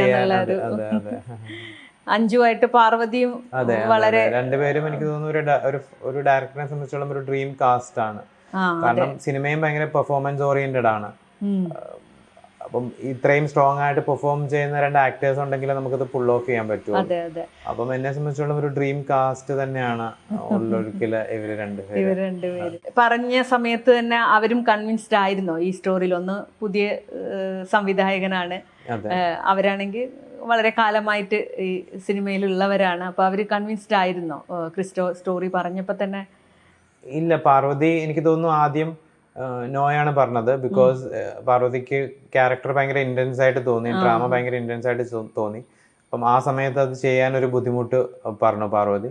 പിന്നെ ഞങ്ങള് എത്രയോ എനിക്ക് തോന്നുന്നു 2 വർഷത്തിന് ശേഷം വീണ്ടും പാർവതിയോട് സംസാരിച്ചു. അപ്പൊ ഇതിൻ്റെ ഇടയിലൊക്കെ കോണ്ടാക്ട് ഉണ്ട്, പ്രോജക്റ്റിനെ പറ്റിയൊക്കെ once in a while message ഒക്കെ അയക്കും. പക്ഷെ 2 വർഷത്തിന് ശേഷം വീണ്ടും പാർവതിയോട് സംസാരിച്ചു. ഞാൻ പറഞ്ഞില്ലേ പ്രോജക്റ്റ് ഇടയ്ക്ക് ഫെല്ലപ്പാർട്ട് ചെയ്തു എന്ന്. അപ്പൊ വീണ്ടും അത് മൗണ്ട് ചെയ്യാനുള്ള ശ്രമത്തിൽ ഹണി തന്നെ പറഞ്ഞു നമുക്ക് എന്തുകൊണ്ട് പാർവതിനെ അപ്രോച്ച് ചെയ്തുകൂടാ ഒന്നുകൂടെ എന്ന് ചോദിച്ചു. എനിക്കും അത് ഹാപ്പി ആയിരുന്നു. എൻ്റെയും അൾട്ടിമേറ്റ് ആഗ്രഹം പാർവതിനെ ചെയ്യണം എന്നായിരുന്നു. അപ്പോൾ വീണ്ടും പാർവതിനെ അപ്രോച്ച് ചെയ്തു. അപ്പം സ്ക്രിപ്റ്റ് മാറിയിട്ടുണ്ടെന്ന് പറഞ്ഞു. പാർവതി വായിക്കാൻ തയ്യാറായി. ഞാൻ സ്ക്രിപ്റ്റ് അയച്ചു കൊടുത്തു. പകുതി പാർവതി വായിച്ചു, പകുതി എനിക്ക് തോന്നുന്നു ഞാൻ നരേറ്റ് ചെയ്തു. ഒരു മീറ്റിംഗ് ഉണ്ടായിരുന്നു, ഞാൻ നരേറ്റ് ചെയ്തു. ഉടനെ തന്നെ എനിക്ക് 2-3 ദിവസത്തിൽ പാർവതി യെസ് പറഞ്ഞു. അങ്ങനെയായിരുന്നു പാർവതി ഈ പ്രോജക്റ്റിലേക്ക് വന്നത്. ചേച്ചി എൻ്റെ ഓർമ്മ ശരിയാണെങ്കിൽ ഞാൻ ആദ്യമായിട്ട് കഥ പറഞ്ഞപ്പോൾ തന്നെ ചേച്ചിക്ക് കഥ ഇഷ്ടപ്പെട്ടു. പിന്നെ സ്ക്രിപ്റ്റ് കൊടുത്തു, സ്ക്രിപ്റ്റും ഇഷ്ടപ്പെട്ടു. ഇടയ്ക്ക് എനിക്ക് തോന്നുന്നു ചേച്ചിക്ക് ഒരു മടി ഉണ്ടായിരുന്നു, കാരണം അത് ഭയങ്കര ഇന്റൻസ് ആണ്. ചേച്ചിയെ ചെയ്യുന്ന ട്രോൾസ് ഒക്കെ ഭയങ്കരമായിട്ട് അഫക്റ്റ് ചെയ്യും എന്നൊരു പ്രശ്നമുണ്ട്. പിന്നെ ഇതിനകത്ത് വളരെ ബുദ്ധിമുട്ടുള്ളതെന്നല്ല, ഇന്റൻസ് ആയിട്ടുള്ള ഒരുപാട് മൊമെന്റ്സ് ഉണ്ട്. അപ്പം അതൊക്കെ ചേച്ചിക്ക് ചെയ്ത് കഴിഞ്ഞാൽ ചേച്ചീനെ പേഴ്സണലി ഭയങ്കരമായിട്ട് അഫക്റ്റ് ചെയ്യും എന്നുള്ളൊരു കൺസേൺ ചേച്ചിക്ക് ഉണ്ടായിരുന്നിരിക്കാം തോന്നുന്നു. പക്ഷെ പാർവതി വന്നതിന് ശേഷം പാർവതിക്ക് ഏറ്റവും ഇമ്പോർട്ടൻ്റ് ആയിട്ടുണ്ടായിരുന്ന ഒരു ഫാക്ടർ ഓപ്പോസിറ്റ് നിൽക്കുന്നത് ആരാണെന്നുള്ളതായിരുന്നു. ബിക്കോസ് അവർ തമ്മിലുള്ള റിലേഷൻഷിപ്പ് ആണല്ലോ സിനിമ. അപ്പം ഉർവശി ചേച്ചിനോടാണ് ഞങ്ങൾ സംസാരിക്കുന്നത്. അപ്പം പാർവതിക്കും ഭയങ്കര സന്തോഷമായിരുന്നു. പിന്നെ ഇവരുടെ രണ്ടുപേരുടെയും ഒരു ഡേറ്റ് നമുക്ക് ആവശ്യമുള്ളൊരു ടൈം പീരീഡിൽ, കാരണം ഞങ്ങൾക്ക് ഇത് എല്ലാ സമയത്തും ഷൂട്ട് ചെയ്യാനും പറ്റില്ല. സിനിമ മഴ ആയതുകൊണ്ട് ഞങ്ങൾക്ക് ഒരു ചെറിയ വിൻഡോ ഉള്ളൂ എല്ലാ വർഷവും, June to maybe August അല്ലെ സെപ്റ്റംബർ മാക്സിമം. അപ്പൊ ആ സമയത്തിനുള്ളിൽ അത് ഷൂട്ട് ചെയ്യണം. അപ്പൊ അതുകൊണ്ടാണ് ഒരു റീസൺ ഇത് ഇത്രയും സമയം എടുത്തത്. അല്ലെ നമുക്ക് എപ്പോൾ ഷൂട്ട് ചെയ്യാം എന്നുള്ളൊരു സിനിമയായിരുന്നെങ്കിൽ ഒരുപക്ഷെ ഇങ്ങനെ ഒരു ഡേറ്റ് ഞങ്ങൾ പെർസ്യൂ ചെയ്യില്ലായിരുന്നു. ഹണിക്കാണെങ്കിലും ആ സിനിമ ഏറ്റവും നന്നായിട്ട് ചെയ്യണം. ഈവൻ ഒരു വർഷം വെയിറ്റ് ചെയ്യേണ്ടി വന്നാൽ പോലും നമ്മൾ ഏറ്റവും ബെസ്റ്റ് ആയിട്ടുള്ള സർക്കംസ്റ്റൻസിൽ ആ സിനിമ ഷൂട്ട് ചെയ്യണം എന്ന് ഹണിക്ക് നിർബന്ധമായിരുന്നു. എനിക്കൊന്ന് ചിലപ്പോൾ എന്നെക്കാട്ടി കൂടുതൽ നിർബന്ധം ഹണിക്കായിരുന്നു. ഞാൻ പറയും ഹണി നമുക്കത് ജസ്റ്റ് ചെയ്യാം, we have waited long enough എന്ന് പറയുമ്പോൾ ഇല്ലില്ല, we have to make the best out of best product possible എന്ന് പറഞ്ഞിട്ട് ഹണിയും ഈ വെയിറ്റ് ചെയ്യണം എന്നുള്ളൊരു അഭിപ്രായത്തിലാണ്. അത് സിനിമയെ ബെറ്റർ ആക്കുമെങ്കിൽ. അപ്പോൾ അങ്ങനത്തെ ഒരു മൺസൂണിൽ മാത്രമേ ഷൂട്ട് ചെയ്യാൻ പറ്റുള്ളൂ, അല്ലെങ്കിൽ അതാണ് ഏറ്റവും നല്ല ടൈം എന്നുള്ളൊരു ഫാക്ടർ ഈ സിനിമ ഇത്രയും ഡിലേ ആകാൻ ഒരു കാരണമായെന്ന് എനിക്ക് തോന്നുന്നു. പ്ലസ് കോവിഡും, നമ്മൾ ആ കോവിഡിൻ്റെ 2 വർഷവും ഷൂട്ട് ചെയ്യാൻ പോയപ്പം ആ ടൈമിലെല്ലാം പീക്കായിരുന്നു. ആദ്യത്തെ വർഷവും പീക്കായിരുന്നു, രണ്ടാമത്തെ വർഷവും 20-ലും പീക്കായിരുന്നു, 21-ലും പീക്കായിരുന്നു. 21-ല് പക്ഷേ അതിൻ്റെ ഇടയ്ക്ക് ഈ ലോക്ക്ഡൗണിൻ്റെ റിലാക്സേഷൻ വന്നപ്പോൾ ഞങ്ങൾ ഷൂട്ട് ചെയ്യാൻ പോയി, പ്രീ പ്രൊഡക്ഷൻ തുടങ്ങി. ഷൂട്ടിന് 10 ദിവസം മുമ്പ് പ്രോജക്റ്റ് ഫെല്ലപ്പാർട്ട് ചെയ്തു ബിക്കോസ് ഓഫ് വേരിയസ് റീസൺസ്. അതിനുശേഷം വീണ്ടും അത് മൗണ്ട് ചെയ്യുകയായിരുന്നു. വീണ്ടും എനിക്കൊന്ന് 2021 അവസാനമാണ് പാർവതിയായിട്ട് വീണ്ടും സംസാരിക്കുന്നത്. അങ്ങനെ വീണ്ടും അത് ഒന്നേന്ന് മൗണ്ട് ചെയ്യുകയായിരുന്നു. യഥാർത്ഥത്തിൽ ഹണിയോട് മലയാള സിനിമ കടപ്പെട്ടിരിക്കുന്നു അല്ലെ? ഇങ്ങനെ ഒരു ത്രെഡിനെ ഇത്ര ധൈര്യത്തിൽ ചെയ്യണം എന്ന് പറഞ്ഞിട്ട് മുന്നോട്ട്. മറ്റേത് ഇങ്ങനൊരു കഥ എഴുതി കഴിഞ്ഞാൽ പലപ്പോഴും പലരും പറഞ്ഞു കേട്ടിട്ടുണ്ട്, നിർമ്മാതാക്കളെ തേടി കണ്ടുപിടിക്കേണ്ടി വരാറുണ്ടെന്ന്. ക്രിസ്റ്റോനെ സംബന്ധിച്ചിട്ട് അത് വേണ്ടി വന്നിട്ടില്ല. കാരണം ഒരു ഹണി തയ്യാറാവുകയായിരുന്നു, ചെയ്തേ മതിയാവൂ എന്നുള്ള രീതിയിൽ. ഇതിൽ കൂടുതലും വെള്ളക്കെട്ട്, പിന്നെ ഈ കഥാപാത്രങ്ങളായാലും ലീലാമ്മയായാലും അഞ്ജു ആയാലും ഒരു അത്യന്തം സംഘർഷത്തിലൂടെ പോകുന്ന ഒരു അവസ്ഥയാണ്. എനിക്ക് തോന്നുന്നു ഒരു 2 മാസത്തിനടുത്ത് എന്ന് പറഞ്ഞ പോലെ ഷൂട്ട് പോവുകയും ചെയ്തു. ആ ഒരു സമയത്തിനുള്ളിൽ ഈ ഒരു സംഘർഷാവസ്ഥയും ആ ഒരു ചുറ്റുപാടുമൊക്കെ അങ്ങനെ തന്നെ നിലനിർത്തി കൊണ്ടുപോവുക എന്ന് പറയുന്നത് വലിയൊരു വെല്ലുവിളിയാണ്. ഇല്ല, ആക്ടേഴ്സിനെ സംബന്ധിച്ചിടത്തോളം എനിക്ക് തോന്നുന്നു പാർവതി ഭയങ്കര പ്രിപ്പയർഡ് ചെയ്തിട്ടാണ് ക്യാരക്ടർ പ്ലേ ചെയ്യാൻ വരിക. ഇപ്പോൾ ഒരു ദിവസം ഒരു സീനുണ്ട്, പാർവതി ആ സീൻ നേരത്തെ പഠിച്ചിട്ടുണ്ടാകും, പാർവതിക്ക് ആ സീനെ പറ്റി എല്ലാം അറിയുന്നിരിക്കാം. ചേച്ചിയാണെങ്കിലും സീൻ തുടങ്ങുന്നതിന് മുമ്പേ നമ്മുടെ അടുത്ത് ഡിസ്കസ് ചെയ്യും, ഇതിങ്ങനെ ചെയ്താൽ നന്നാവും, അങ്ങനെ ചെയ്താൽ നന്നാവും എന്നുണ്ട്. പിന്നെ ചേച്ചിയാണെങ്കിലും പൊതുവെ ആക്ഷൻ പറയുന്നിടം വരെ കളിച്ച് തിരിച്ച് നിൽക്കും, കട്ട് പറഞ്ഞാൽ വീണ്ടും കളിച്ചിരിയാകും, ഈവൻ ഭയങ്കര ഇൻറ്റൻസ് സീനാണെങ്കിലും. അങ്ങനെയായിരുന്നു അവരതിനെ കൊണ്ടുപോയിക്കൊണ്ടിരുന്നത്. പക്ഷെ എനിക്ക് തോന്നുന്നു 1-2 സീനുകളിൽ എനിക്ക് ഓർമ്മയുണ്ട്, ഫസ്റ്റ് റീലിൽ തന്നെയുള്ളൊരു ചേച്ചിയുടെ ഒരു ലോങ് ഷോട്ടുണ്ട്, 2 മിനിറ്റുള്ള ഡയലോഗ്സ് ഉള്ളൊരു ഷോട്ടിൽ. സാധാരണ ചേച്ചി ഷോട്ടിന് മുമ്പ് കളിച്ച് തിരിച്ചൊക്കെ നിൽക്കുന്ന ആ സീൻ മുമ്പ് ചേച്ചി അതിനെ ഡയലോഗ്സിനെ പറ്റി ഒരുപാടൊക്കെ സംസാരിക്കുകയും, പിന്നെ ഞങ്ങൾ ഷോട്ട് ലൈറ്റ് ചെയ്ത് സെറ്റപ്പ് ചെയ്യുന്ന സമയത്ത് ചേച്ചി ഇങ്ങനെ ഒരു മൂലയ്ക്ക് ഇങ്ങനെ മാറിയിരുന്ന് ഈ മന്ത്രം ജപിക്കുന്ന പോലെ ഇങ്ങനെ ഇത് പറയുന്നത് നമുക്ക് കേൾക്കാൻ പറ്റില്ല, പക്ഷേ ചേച്ചി ഇതിങ്ങനെ പറയുന്നുണ്ടായിരുന്നു. അപ്പം ഒരു 2 മിനിറ്റോളം ഉണ്ട് അതിനകത്ത് ഡയലോഗ്സ്. അപ്പം അത് മൊത്തം തെറ്റാതെ പറയണം. പിന്നെ ഞങ്ങളെ ലൈറ്റപ്പ് ചെയ്തെല്ലാം കഴിഞ്ഞ് ചേച്ചി അവിടെ വന്നിരുന്ന് ഫോക്കസ് ഒക്കെ എടുത്തോണ്ടിരുന്ന സമയത്തും ചേച്ചിയുടെ ചുണ്ടുകൾ ഇങ്ങനെ പയ്യെ പയ്യെ അനങ്ങുന്നത് കാണാം. സാധാരണ ചേച്ചി നമ്മളങ്ങനെ കാണത്തില്ല, ചേച്ചി ഷോട്ടിന് മുമ്പ് വരെ കളിച്ചിരിച്ചാണ് നിൽക്കുന്നത്. പക്ഷെ ആ ഷോട്ടിൽ അങ്ങനെ ഇരുന്നതിന് ശേഷം നമ്മൾ ആക്ഷൻ പറഞ്ഞതിന് ശേഷം പിന്നെ ഞങ്ങൾ തന്നെ ഞെട്ടിപ്പോയി ആ പെർഫോമൻസ് കണ്ടിട്ട്. പിന്നെ ഞങ്ങൾ ആ സീൻ 1-2 ഷോട്ട്സ് ഒക്കെ എടുക്കണം ഒക്കെ വിചാരിച്ചതാണ്. പക്ഷെ ഈ ചേച്ചിയുടെ പെർഫോമൻസ് കണ്ടിട്ട് വീണ്ടും വേറെ ആംഗിളിൽ നിന്ന് എടുക്കാനുള്ളൊരു ചോദിക്കാനുള്ളൊരു മനസ്സ് പോലും ഞങ്ങൾക്ക് ഉണ്ടായില്ല. അപ്പോൾ ഞങ്ങൾ പറഞ്ഞു ചേച്ചി ഓക്കെയാണ് പൊക്കോളൂ എന്ന് പറഞ്ഞിട്ട് പാർവതിയുടെ ഷോട്ട്സ് സെപ്പറേറ്റ് ആണ് എടുത്തത്. പക്ഷെ ഞങ്ങൾ ഫിലിമിൽ അത് ഉപയോഗിച്ചില്ല, ഈ ഒരൊറ്റ ഷോട്ടിൽ മാത്രം ഹോൾഡ് ചെയ്യുകയാണ് ചെയ്തത്. അപ്പം എനിക്ക് തോന്നുന്നു അങ്ങനത്തെ കുറേ മൂമെന്റ്സ് ഉണ്ടായിട്ടുണ്ട്. ഞാൻ സ്ക്രിപ്റ്റിൽ വളരെ സിമ്പിളായിട്ട് എഴുതി വെച്ചൊരു സീൻ, എഗൈൻ ഇതും ഫസ്റ്റ് ഹാഫിൽ ഉള്ളൊരു സീനാണ്. ഇവർ രണ്ടുപേരും ഇരുന്നിട്ട് ഒരു പ്രാർത്ഥന നടക്കുമ്പോൾ രണ്ടുപേരും അടുത്തടുത്തിരിക്കുന്ന ഒരു സീനുണ്ട്. അതിലും അവരുടെ ജസ്റ്റേഴ്സും നോട്ടങ്ങളും ഒക്കെ ഉള്ളൂ. പുറകിൽ ഈ പാട്ട് നടക്കുവാണ്, മരണ വീട്ടിലെ പാട്ടുകൾ ഇങ്ങനെ നടന്നുകൊണ്ടിരിക്കുകയാണ്. അപ്പം അതിൽ പോലും ഞാൻ എഴുതി വെച്ചിരുന്ന സീനിൽ നിന്ന് എത്രയോ മുകളിലാണ് ഇവർ പെർഫോം ചെയ്തപ്പം ആ സീൻ പോയത്. അപ്പം ആസ് എ ഡയറക്ടർ അതൊക്കെ കാണുമ്പോൾ നമുക്ക് ഭയങ്കര എക്സൈറ്റ്മെന്റ് ആണ്. കാരണം നമ്മൾ എഴുതി വെച്ചൊരു കാര്യത്തിന് അവരിലൂടെയാണ് അത് ജീവൻ വെക്കുന്നത്. അപ്പം ആ ഒരു പ്രോസസ്സ് ഭയങ്കര നന്നായി, ഞാൻ ഭയങ്കര എൻജോയ് ചെയ്യുന്നൊരു പ്രോസസ്സാണ് അത്. സിനിമ കാണുമ്പോഴത് മനസ്സിലാവുന്നുണ്ട് അവരുടെ ഒരു രണ്ടുപേരുടെയും ഒരു പെർഫോമൻസ് വളരെ ലീലാമ്മയായിട്ട് ഉർവശി പറയാതെ വയ്യ. പിന്നെ ഇതിന്റെ മറ്റ് കഥാപാത്രങ്ങള് ഒന്ന് പ്രശാന്ത് മുരളിയാണ്. പ്രശാന്ത് മുരളി ഒരുപാട് സിനിമകൾ ചെയ്തിട്ടുണ്ട്. ഞാൻ പ്രശാന്ത് മുരളിലേക്ക് എത്തുന്നതും ആ ക്യാരക്ടറിന് പ്രത്യേകതരം ഫിസിക്ക് ആവശ്യമുണ്ടായിരുന്നു. നല്ല ആക്ടറിനെ വേണം, എന്നാൽ ഒരു പ്രത്യേകതരം ഫിസിക്കും ആവശ്യമുണ്ടായിരുന്നു. അങ്ങനെയാണ് ഞാൻ പ്രശാന്തിലേക്ക് എത്തുന്നത്. അപ്പോൾ എനിക്കൊന്ന് ആദ്യം എൻ്റെ ടീം പ്രശാന്തിനെ വിളിച്ചപ്പോഴത്തേക്കും ഒരു ഡ്രീം സീക്വൻസ് ആണ് അയച്ചു കൊടുത്തത്. അപ്പോൾ ഡ്രീം സീക്വൻസ് കണ്ട് പ്രശാന്ത് പേടിച്ചു പോയി, ചെയ്യാൻ ബുദ്ധിമുട്ടാണെന്നൊക്കെ പറഞ്ഞു. പിന്നെ ഞാൻ പ്രശാന്തിനെ മീറ്റ് ചെയ്തിട്ട് ഞാൻ കഥ പറഞ്ഞപ്പം പ്രശാന്ത് ഭയങ്കര ഹാപ്പി ആയിരുന്നു അത് ചെയ്യാനായിട്ട്. പിന്നെ ഇതിൻ്റെ ഓരോ ക്യാരക്ടേഴ്സും ആ സ്ഥലത്തിനോടും ആ ഒരു പ്രദേശത്തിനോടും ചേർന്ന് നിൽക്കണം എന്ന് എനിക്ക് വളരെ നിർബന്ധം ഉണ്ടായിരുന്നു. അലൻ ചേട്ടനാണെങ്കിലും ഈ കഥ കേട്ട് ഇഷ്ടപ്പെട്ടിട്ട് ആണ് ഇതിലേക്ക് വരുന്നത്. എനിക്ക് ഭയങ്കര ആഗ്രഹം ഉണ്ടായിരുന്നു അലൻ ചേട്ടൻ തന്നെ ഇത് ചെയ്യണം. പക്ഷെ ഡേറ്റ്സിൻ്റെ വേറെ കുറേ പ്രശ്നങ്ങൾ കാരണം അലൻ ചേട്ടൻ തന്നെയായിരിക്കും ഇത് ചെയ്യുന്നത് നമുക്ക് ഉറപ്പിക്കാനും പറ്റില്ലാത്ത കുറേ സമയങ്ങളുണ്ടായിരുന്നു. പക്ഷെ എൻ്റെ മനസ്സിൽ ഞാൻ ആദ്യവും അവസാനമായ ക്യാരക്ടറിനെ കണ്ടത് അലൻ ചേട്ടനിൽ തന്നെയാണ്. അപ്പം അങ്ങനെയൊക്കെ കുറേ കാര്യങ്ങൾ ഞാൻ വിചാരിച്ച പോലെ തന്നെ കിട്ടിയെന്നുള്ളത് വളരെയധികം സന്തോഷമുണ്ട്. പിന്നെ ജയ ചേച്ചിയുടെ ഒരു പാർവതിയുടെ അമ്മയുടെ ക്യാരക്ടർ ജയ കുറുപ്പ് എന്ന് പറഞ്ഞൊരു ആക്ടറാണ് ചെയ്തിരിക്കുന്നത്. നമുക്ക് സിനിമ കണ്ടാൽ മനസ്സിലാകും അവർക്കും ഇൻറ്റൻസ് ആയിട്ടുള്ള പെർഫോം ചെയ്യാനുള്ള സ്പേസ് ഉണ്ട്. നമ്മുടെ കയ്യിൽ അത്രയും ബഡ്ജറ്റ് ഇല്ലാത്തതുകൊണ്ട് നമുക്ക് പലപ്പോഴും പുതിയ ആൾക്കാരെ തേടേണ്ടി വന്നിട്ടുണ്ട്. അതേസമയം നമുക്ക് അവർ ഏറ്റവും നല്ലതായിട്ട് പെർഫോം ചെയ്യുന്ന ആൾക്കാരും ആയിരിക്കണം. കാരണം ഇത് ചുമ്മാ നമ്മൾ എന്താ പറയുന്നത്, സിനിമ ഒരുപാട് ഇൻറ്റൻസ് ഇമോഷണൽ മൂമെന്റ്സ് ഉള്ളൊരു ഫിലിമാണ്. അപ്പം അത്രയും ഇൻറ്റൻസ് ഇമോഷണൽ മൂമെന്റ്സ് അവർക്കും പെർഫോം ചെയ്യാൻ പറ്റണം. പിന്നെ ഓപ്പോസിറ്റ് നിൽക്കുന്നത് പാർവതിയും ഉർവശി ചേച്ചിയുമാണ്. അപ്പോൾ അവരുടെ കൂടെ പെർഫോം ചെയ്യാൻ പറ്റണം. അപ്പം കാസ്റ്റിങ് വളരെയധികം ടൈം എടുത്തൊരു പ്രോസസ്സാണ്. പിന്നെ ഞാൻ നന്നായിട്ട് ടെൻഷൻ അനുഭവിച്ചും ഒരു പ്രോസസ്സാണ്. കാരണം അത് ഒരിടത്ത് തെറ്റിയാൽ അത് എന്താണ് പറയുക, കാസ്റ്റിംഗ് തെറ്റിയാൽ പിന്നെ നമുക്ക് അത് പരിഹരിക്കാൻ പറ്റില്ല എന്ന് എനിക്കറിയാമായിരുന്നു. അതെ അർജുനും അതുപോലെ തന്നെ എനിക്ക് തോന്നുന്നു ഇതിൻ്റെ കാസ്റ്റിംഗ് ഡയറക്ടറാണ് വർഷ. കാസ്റ്റിംഗ് ഡയറക്ടർ വർഷയാണ് അർജുൻ്റെ പേര് സജസ്റ്റ് ചെയ്യുന്നത്.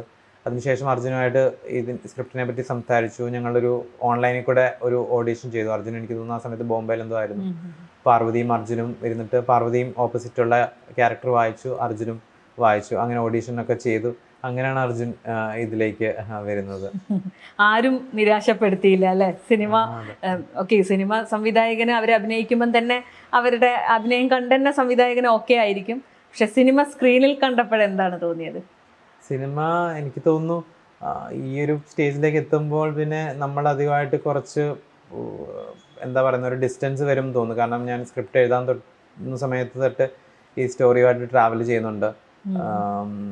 ഒരു ഉദാഹരണം പറയുകയാണെങ്കിൽ ഈവൻ കറിയൻ സൈനൈഡ് ഞാൻ ചെയ്തപ്പോൾ പോലും ആദ്യത്തെ സമയത്ത് അത് ഭയങ്കരമായിട്ട് നമ്മളെ ഡിസ്റ്റർബ് ചെയ്യുമായിരുന്നു ആ സ്റ്റോറി. ഞാൻ വൈകുന്നേരം 5 മണിയാകുമ്പോൾ 6 മണിയാകുമ്പോൾ ടീമിനോട് പറയും നമുക്ക് നിർത്താം എന്ന് പറഞ്ഞിട്ട് ഞാൻ രാത്രി പിന്നെ അതിനെപ്പറ്റി ഡിസ്കസ് ചെയ്യുകയൊന്നും ചെയ്യാറില്ല. കാരണം അത് എൻ്റെ ഉറക്കം കെടുത്തുമെന്ന് എനിക്കറിയാം.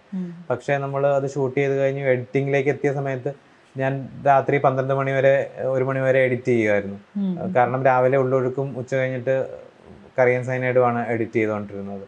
അപ്പം എനിക്ക് തോന്നുന്നു അത്രയും ഒരു പോയിന്റിലേക്ക് എത്തിക്കഴിയുമ്പം പിന്നെ നമ്മളെ കഥ അഫക്റ്റ് ചെയ്യുന്നത് വേറൊരു തരത്തിലായിരിക്കും. ഈവൻ മിക്സിങ്ങിൽ കണ്ടപ്പോഴും അല്ലെങ്കിൽ ഒക്കെ ഞാൻ ആ സിനിമ നെറ്റ്ഫ്ലിക്സിൽ വന്നതിന് ശേഷം ഞാൻ അത് കറിയൻ സൈനൈഡ് മൊത്തം കണ്ടിട്ട് പോലും ഇല്ല. എനിക്കങ്ങനെ എൻ്റെ സിനിമ വീണ്ടും കാണുന്നത് അത്ര സുഖകരമായിട്ടുള്ളൊരു കാര്യമല്ല. അപ്പം എനിക്ക് തോന്നുന്നു ഈ ഉള്ളൊഴുക്കിൻ്റെ കാര്യത്തിലാണെങ്കിലും ഈ ഒരു സ്റ്റേജിലേക്ക് എത്തിക്കഴിയുമ്പം പിന്നെ അതൊരു ഒരു ഒരു ഒരു ഡിസ്റ്റൻസ് ആയിട്ടാണ് എനിക്ക് ആ സിനിമേനെ കാണാൻ പറ്റുള്ളൂ. ഒന്നിനിപ്പോൾ അത് പ്രേക്ഷകരുടെ കയ്യിലാണ്. 2 നമ്മൾക്ക് ഇഷ്ടപ്പെട്ട ഒരുപാട് രംഗങ്ങളും കാര്യങ്ങളൊക്കെ ഉണ്ടെങ്കിൽ പോലും തന്നെ നമ്മൾ അതുമായിട്ട് ഒരുപാട് ട്രാവൽ ചെയ്തതിന് ശേഷം നമുക്ക് പലപ്പോഴും അതുമായിട്ടുള്ളൊരു ഒബ്ജക്റ്റിവിറ്റി നശിക്കും. നമുക്ക് ആ സീൻസൊക്കെ ഒരുപാട് തവണ കണ്ട് ഒരു സീൻസുമാണ്. അപ്പം ഒരുപക്ഷെ ആദ്യത്തെ പ്രാവശ്യം നമ്മളെ ഇമ്പാക്ട് ചെയ്ത പോലെ ഇത് ഇമ്പാക്ട് ചെയ്യണം എന്നില്ല. കാരണം നമ്മൾ 1000 പ്രാവശ്യം ഇത് കണ്ടിട്ടുണ്ടാവും. അതെ അതെ. കഥാപരിസരം ഉണ്ടല്ലോ, മൊത്തം വെള്ളത്തിൽ നിന്നിട്ടും മഴയും എല്ലാം കൂടി ആയിട്ട് ഈ പറഞ്ഞ താരങ്ങളായാലും ടെക്നീഷ്യൻസ് ആയാലും ഒക്കെ വെള്ളത്തിൽ തന്നെ നിന്നിട്ടാണല്ലോ ഇതിൻ്റെ ഇതൊക്കെ നടക്കുന്നത്. എങ്ങനെയായിരുന്നു ആ ഒരു ഷൂട്ടിംഗ് എക്സ്പീരിയൻസ്? ആരും തന്നെ കുട്ടനാട്ടിൽ ജീവിച്ച് വളർന്നവരൊന്നും അല്ലല്ലോ. എല്ലാവർക്കും അതൊരു പുതിയ പരിസരമല്ലേ? അത് വളരെ ബുദ്ധിമുട്ടുള്ളൊരു സമയമായിരുന്നു. കാരണം വെള്ളത്തിൽ ഷൂട്ട് ചെയ്യുക എന്ന് പറഞ്ഞാൽ അത്ര എളുപ്പമുള്ള കാര്യമല്ല.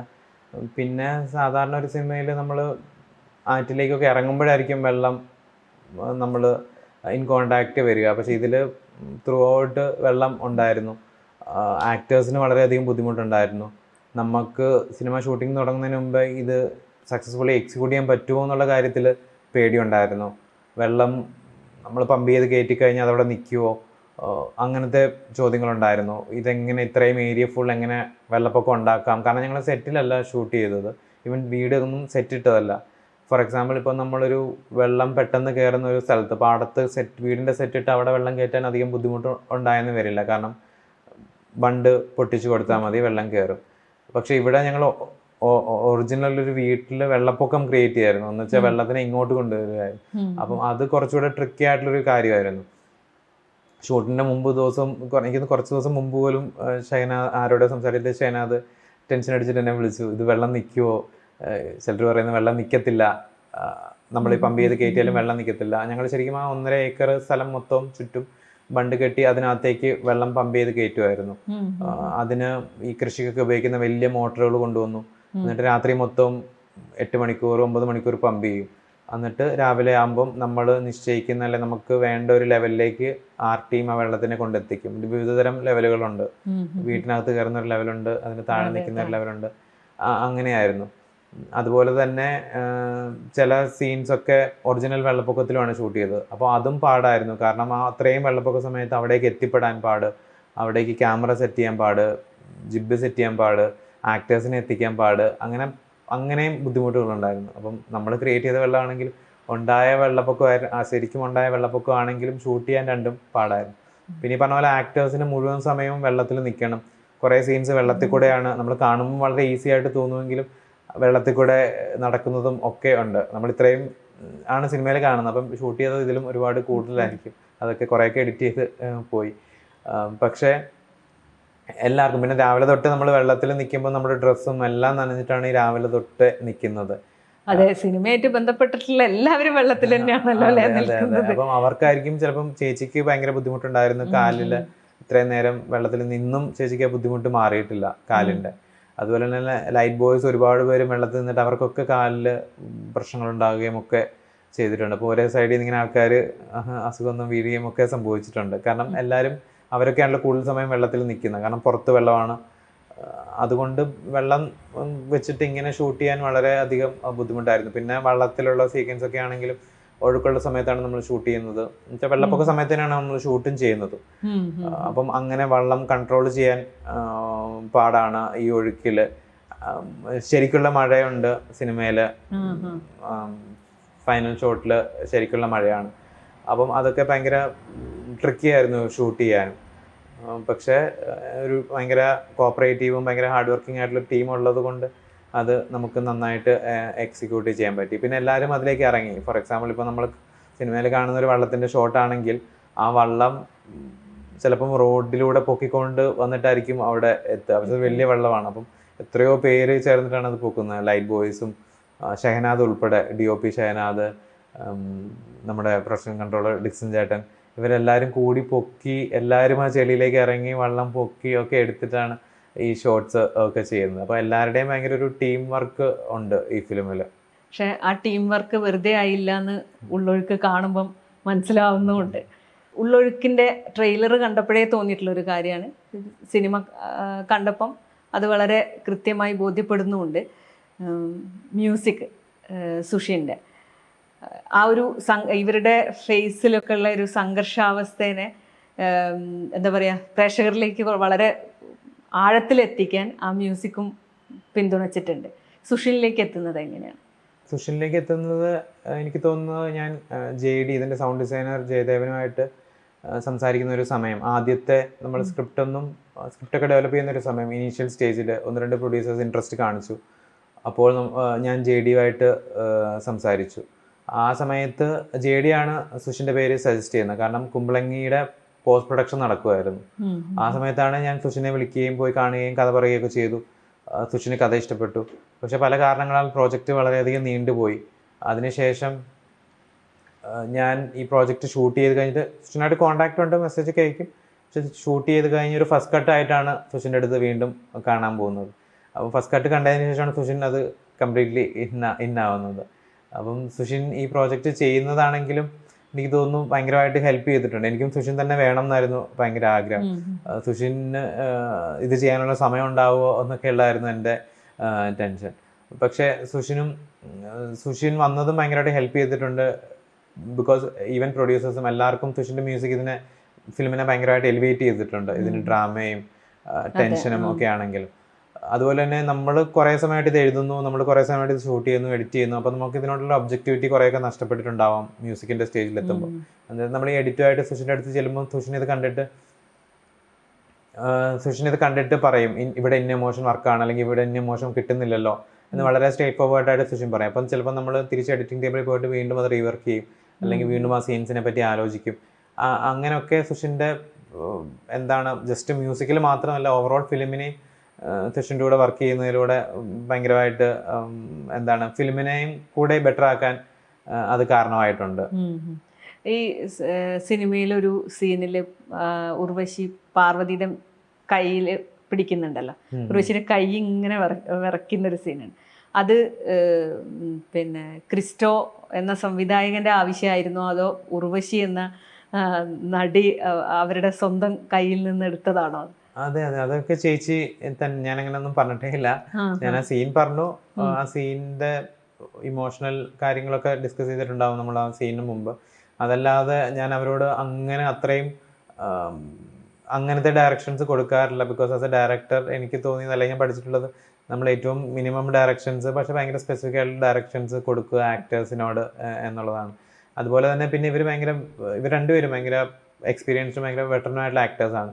അപ്പം അവർ നമ്മൾ ചേച്ചീനെ സംബന്ധിച്ചോളം നമ്മൾ ചേച്ചീനെ ഇൻസ്പയർ ചെയ്തിട്ട് അവിടെ എത്തിക്കുക, ആ ഒരു പോയിന്റിൽ എത്തിക്കുക എന്ന് മാത്രമേ ഉള്ളൂ. പിന്നെ ചേച്ചി ഇൻസ്പയർഡ് ആണെങ്കിൽ അവിടെ പിന്നെ ഒരു മാജിക് ആയിരിക്കും സംഭവിക്കുക.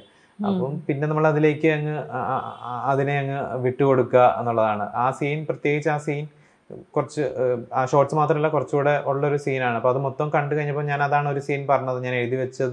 ഞാൻ വെറുതെ എഴുതി വെച്ചൊരു സീൻ പെർഫോം ചെയ്ത് കണ്ടപ്പം അന്ന് ആദ്യം ഒരു വൈറ്റ് ഷോട്ടാണ് എടുത്തത് ആ സീനിൻ്റെ മൊത്തം. അപ്പോൾ ആ ഷോട്ട് കണ്ടപ്പോഴേ എന്താ പറയുക, ഭയങ്കര എക്സൈറ്റഡ് ആയി ഈവൻ ഞാനും. ഞാൻ വിചാരിച്ചത് അല്ലെങ്കിൽ എഴുതി വെച്ചതിനെക്കാട്ടിലൊക്കെ എത്രയോ മേളിലാണ് അവരുടെ പെർഫോമൻസ് കൊണ്ട് ആ സീൻ പോയതെന്ന് എനിക്ക് തോന്നി. അവരുടെ ആ ഒരു സംഘർഷാവസ്ഥ ഉണ്ടല്ലോ അവരുടെ രണ്ടുപേരുടെ, അത് അങ്ങനെ തന്നെ നിലനിർത്തി കൊണ്ടുപോവാൻ ബുദ്ധിമുട്ടുണ്ടായിരുന്നോ സിനിമ ചെയ്യുന്ന സമയത്ത്? ഇല്ല, അങ്ങനെ ഉണ്ടായിരുന്നിട്ടില്ല. അവരെ സംബന്ധിച്ച് ബുദ്ധിമുട്ടുണ്ടായിരുന്നോ? എനിക്ക് തോന്നുന്നു അവരെ സംബന്ധിച്ച് ബുദ്ധിമുട്ടുണ്ടായിരുന്നു. കാരണം ചേച്ചിയും ഈ പറഞ്ഞ പോലെ ജീവിതത്തിൽ ഒരുപാട് എക്സ്പീരിയൻസിലൂടെ കടന്നുപോയ ഒരാളാണ്. അപ്പം പല കാര്യങ്ങളും ചിലപ്പം ട്രിഗർ ആയിരിക്കാം, പല ട്രോമാറ്റിക് ആയിട്ടുള്ള മെമ്മറീസും ഒക്കെ. അപ്പോൾ എനിക്ക് തോന്നുന്നു അവരെ സംബന്ധിച്ചോളം അത് കുറച്ചൊരു ആക്ടേഴ്സിന് അവരാണ് ഏറ്റവും വൾണറബിൾ ആയിട്ട് നിൽക്കുന്ന ആ സെറ്റിൽ. അവരാണ് ഏറ്റവും എന്താണ് അത് അവരെയാണ് ഏറ്റവും കൂടുതൽ അഫക്റ്റ് ചെയ്യുന്നത്, പ്രത്യേകിച്ച് ആ ഷൂട്ടിങ്ങിൻ്റെ സമയത്ത്. അപ്പോൾ എനിക്കൊന്ന് ഓഫ് കോഴ്സ് അത് പിന്നെ ചേച്ചി എനിക്കൊന്ന് ഈ കളിയും ചിരിയിലൂടെ ഒക്കെ ചേച്ചി അത് ലൈറ്റാക്കി ഇങ്ങനെ കൊണ്ടുപോകും മിക്കപ്പോഴും. അങ്ങനെയാണ് ചേച്ചി അതിനെ ഡീൽ ചെയ്യാറ്. ഈ ഷൂട്ടിംഗ് എല്ലാ സമയത്ത് മൊത്തം ചേച്ചി ചിരിച്ച് കളിച്ച് എല്ലാവരോടും സംസാരിച്ച് ഭയങ്കര ലൈവ്ലി ആയിട്ടാണ് ഇരിക്കുന്നത്. പാർവതി കുറച്ചുകൂടെ എനിക്ക് തോന്നുന്നു ആ ക്യാരക്ടറിന്റെ മൂഡിൽ നിൽക്കുന്ന ഒരാളാണ്. ഇപ്പം ഒരു ഇന്റൻസ് ആയിട്ടുള്ള സീനാണെങ്കിൽ പാർവതി കുറച്ചുകൂടെ ആ ക്യാരക്ടറിന്റെ മൂഡിൽ, എല്ലാ സീനും അല്ല പറയുന്നത്, ചില ഇന്റൻസ് ആയിട്ടുള്ള ഭയങ്കര ഇന്റൻസ് ആയിട്ടുള്ള സീൻസ് വരുമ്പം പാർവതി കുറച്ചുകൂടെ ആ മൂഡിൽ നിൽക്കുകയും ഇവർ രണ്ടുപേരും ഒരു first take second take actors ആണ്. എന്ന് വെച്ചാൽ അവരുടെ ഏറ്റവും നല്ല ഷോർട്സ് ഈ ഫസ്റ്റ് ടേക്കിലോ സെക്കൻഡ് ടേക്കിലോ ആയിരിക്കും. അപ്പോൾ ഓരോ ടേക്ക് കഴിയും തോറും അവരുടെ ഒരു ഈ സ്പണ്ടേനിറ്റി അല്ലെങ്കിൽ ആ ഒരു കാര്യം ചിലപ്പോൾ നഷ്ടപ്പെടും. അപ്പം ആ ഫസ്റ്റ് ടേക്കിൽ കിട്ടുന്നത് വളരെ ഇമ്പോർട്ടൻ്റ് ആണ്. ഒരു ഫുൾ ഒരു ഫസ്റ്റ് അവരുടെ വേർഷനാണല്ലോ വരുന്നത്, അവരുടെ ഇൻ്റർപ്രിട്ടേഷൻ ഓഫ് ദ സീനാണല്ലോ വരുന്നത്. അപ്പം അത് ഭയങ്കര ഇമ്പോർട്ടൻ്റ് ആണ്. അപ്പം പാർവതിയും ആ ഒരു ഇമോഷനിലാണ്, പാർവതി കുറച്ചുകൂടെ ഇമോഷനിലാണ് നിൽക്കുക. ചേച്ചി പറഞ്ഞ പോലെ ചില സീൻ ഞാൻ പറഞ്ഞല്ലോ, ഒരു നീണ്ട ഒരു മോണലോഗുള്ള സീനിൽ ചേച്ചി ഈ പറഞ്ഞ പോലെ അതൊരു മന്ത്രം ചോദിക്കുന്ന പോലെ പറഞ്ഞിട്ടാണ് നിൽക്കുക. പക്ഷെ ചില സീനിൽ ചേച്ചി ചിരിച്ച് കളിച്ച് നിൽക്കും. പാർവതി ആണെങ്കിലും ചേച്ചിയുടെ കൂടെ ചിരിച്ച് കളിച്ച് നിൽക്കും. പക്ഷെ പാർവതിക്കും അറിയാം ചില സീൻസ് പിവറ്റലായിട്ടുള്ള സീൻസിൽ പാർവതി കുറച്ചുകൂടെ അതിന്റെ മൂഡിലായിരിക്കും നിൽക്കുക. അപ്പം അതെനിക്ക് തോന്നുന്നു ഒരു നമുക്ക് ഇന്നത് കൃത്യം ഒരു കാര്യം എന്ന് പറയാൻ പറ്റില്ല, പക്ഷെ എല്ലാം ഉണ്ട് അതിന്റെ ഉള്ളില്. കാമുകി, കന്യക, കറിയൻ, സൈനൈഡ്, ഇപ്പതാ ഉള്ളൊഴുക്കും ഒക്കെ ഒരു സ്ത്രീ കഥാപാത്രങ്ങൾക്ക് പ്രാധാന്യം കൊടുത്തുകൊണ്ട് വന്നിട്ടുള്ളതാണ്. മനഃപൂർവ്വം കൊണ്ടുവന്നതാണോ അല്ലെങ്കിൽ അങ്ങനെ സംഭവിച്ചു പോയതാണോ? അത് സംഭവിച്ചു പോയെന്ന് പറയാനാണ് എനിക്കിഷ്ടം. കാരണം എനിക്ക് തോന്നുന്നു കാമുകിക്ക് നാഷണൽ അവാർഡ് കിട്ടിക്കഴിഞ്ഞ ശേഷമാണ് ആദ്യമായിട്ട് എന്നോട് മീഡിയ ഈ ചോദ്യം ചോദിക്കുന്നത്. അന്നും എനിക്ക് അതിനോട് പറയാൻ നല്ലൊരു ഉത്തരം ഉണ്ടായിട്ടില്ല. ഈ പറഞ്ഞല്ലോ കാമുകിയും കന്യകയും ഞാൻ ആലോചിച്ചിരുന്നു, കാമുകിയും ഉള്ളവർക്ക് ഞാൻ ആലോചിച്ചിരുന്നു ഇത് ഒരു മെയിൽ ക്യാരക്ടറാണ് ഫീമെയിൽ ക്യാരക്ടറാണ് കൂടുതൽ അഫക്റ്റ് ചെയ്യുക, കൂടുതൽ for hmm more things are at stake ഈ സിറ്റുവേഷൻ കൊണ്ടെന്ന് ഞാൻ ആലോചിച്ചിരുന്നു. അത് ശരിയാണ്. പക്ഷെ എന്തുകൊണ്ട് ഞാൻ ഈ സ്ത്രീ കഥാപാത്രങ്ങളുള്ള സിനിമകൾ ചെയ്തു എന്നുള്ളത് ചോദിച്ചു കഴിഞ്ഞാൽ എനിക്കങ്ങനെ കൃത്യമായിട്ടൊരു ഉത്തരമില്ല. അപ്പം കറിയാൻ സൈനയുടെ എന്നിലേക്ക് വന്നൊരു പ്രോജക്റ്റാണ്, അതിൻ്റെ നടുക്കും ഒരു സ്ത്രീയാണ് നിൽക്കുന്നത്. ഇപ്പം എനിക്ക് ഇപ്പം അടുത്തതായിട്ട് വന്നൊരു ഒരു ഓഫറും ഒരു ഫീമെയിൽ ലെഡ് സ്റ്റോറിയാണ്. അപ്പം കുറേയൊക്കെ അത് കോയിൻസിഡൻസ് ആയിരിക്കാം. സിനിമ എന്നതൊരു പാഷൻ തന്നെയായിരുന്നു. ചെറുപ്പം തൊട്ടേ അങ്ങനെ ഒരു പാഷൻ ഉള്ളത് കൊണ്ടാണോ ഈ ഒരു ലോകത്തേക്ക് എത്തിപ്പെട്ടത്? ഇല്ല, കൊച്ചിലെ അങ്ങനെ സിനിമ പിടിക്കണം വല്ല ഫിലിം മേക്കർ ആണെന്നൊന്നും കൊച്ചിലെ വിചാരിച്ചിട്ടില്ല. ആ സമയത്ത് എനിക്ക് തോന്നുന്നു IPS ആകണം അങ്ങനെയൊക്കെയാണ് ഞാൻ ആഗ്രഹിച്ചിട്ടുണ്ടായിരുന്നത്. ഫിലിം ക്രേസ് ആയിരുന്നു. ഈ പറഞ്ഞ പോലെ അന്നത്തെ എനിക്ക് തോന്നുന്നു സുരേഷ് ഗോപിയുടെ ഈ പോലീസ് ആക്ഷൻ ഫിലിംസ് ഒക്കെ ഭയങ്കര ക്രേസ് ആയിരുന്നു. ഒരു സമയത്ത് സുരേഷ് ഗോപിയുടെ ഒരു ഫിലിം ഞാൻ മിസ് ചെയ്യാറില്ല. എല്ലാം തിയേറ്റർ വരുമ്പോഴാണ് ഞാൻ അങ്കിളിനെ കൊണ്ടുപോയി കാണിപ്പിക്കും. അല്ലെങ്കിൽ നമ്മൾ VCR എടുത്തിട്ട് കാസറ്റ് എടുത്തിട്ട് വീട്ടിലിരുന്ന് കാണും. കമ്മീഷണറൊക്കെ എനിക്ക് തോന്നുന്നു ഞാൻ എത്ര പ്രാവശ്യം കണ്ടു എന്ന് എനിക്കറിയില്ല. ആ ഡയലോഗ്സ് ഒക്കെ കാണാപ്പാടമാണ് കമ്മീഷണറിൽ. അപ്പം അങ്ങനെ ഫിലിമിനോടൊരു ക്രേസ് ഉണ്ടായിരുന്നു. ഓരോ സമയത്തും ആ ടേസ്റ്റ് കുറച്ചൊക്കെ മാറി മാറി വന്നിട്ടുണ്ടാവാം. പിന്നെ 10ാം ക്ലാസ് 9ാം ക്ലാസ് 8ാം ക്ലാസ് 9ാം ക്ലാസ് ഒക്കെ ആയ സമയത്ത് എഴുത്തിനോടൊരു താല്പര്യം ചെറുതായിട്ട് തോന്നി തുടങ്ങി. 10, 11 ആയപ്പം നന്നായിട്ട് വായിക്കാൻ തുടങ്ങി. 10, 11, 12 ഉള്ള സമയത്താണ് സിനിമ തന്നെ ചെയ്യണം എന്നുള്ള ആഗ്രഹം മനസ്സിൽ വരുന്നത്. പക്ഷെ അന്നും അതൊരു എന്താ പറയുക, അന്നത്തെ ഒരു പ്രായത്തിൻ്റെ ഒക്കെ ആയിട്ടുള്ളൊരു ഐഡിയലിസ്റ്റിക് ആയിട്ടുള്ളൊരു ആഗ്രഹമായിരുന്നു. അപ്പം എനിക്ക് തോന്നുന്നു ഞാൻ +2 സർട്ടിഫിക്കറ്റ് വാങ്ങിക്കാൻ പ്രിൻസിപ്പലിൻ്റെ അടുത്ത് പോയപ്പം പ്രിൻസിപ്പൽ ചോദിച്ചിട്ടുണ്ട്, how do you know that you have any talent in it.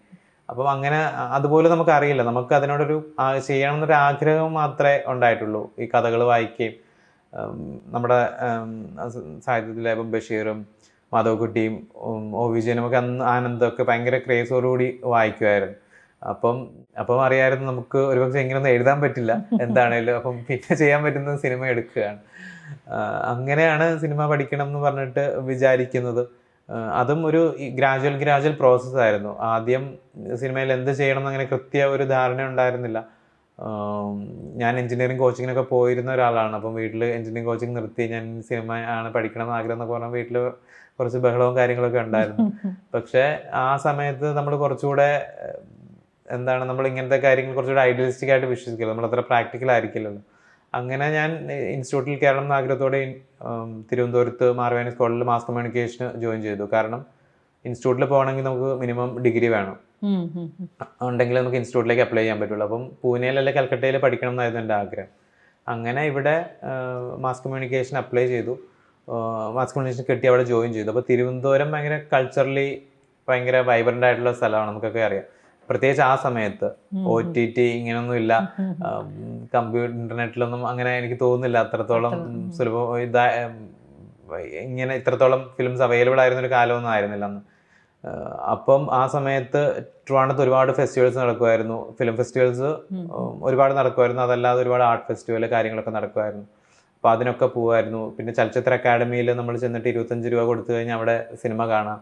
അപ്പോൾ ഈ ക്ലാസിക്സ് ഒക്കെ അവിടെ ഇരുന്ന് കാണുമായിരുന്നു. ക്ലാസ് എപ്പോൾ ഇല്ലെന്ന് പറഞ്ഞാലും നേരെ അക്കാഡമിയിൽ പോകുമായിരുന്നു.